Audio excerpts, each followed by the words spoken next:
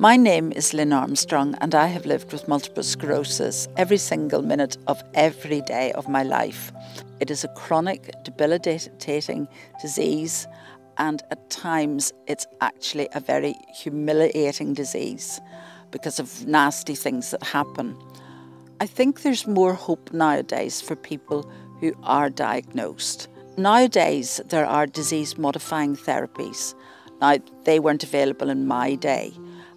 And they work for some people. There are 13 different disease-modifying therapies.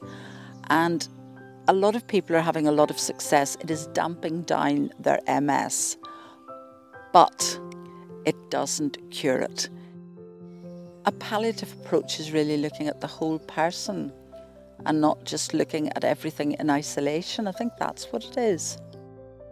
When I thought about it, I realised that I actually have been receiving a degree of palliative care for a long number of years, but I'd never thought of it like that. I have the MS consultant, the MS nurse, who were dealing with me medically as well as my own GP. Physically, I've got the neurophysio at the MS Society, and emotionally, we have excellent counsellors at the MS Society, and you can tell them anything and you know it will never ever be repeated. And sometimes when they suggest something, you think, yes, actually I am doing that, but you don't actually realise that you're helping yourself.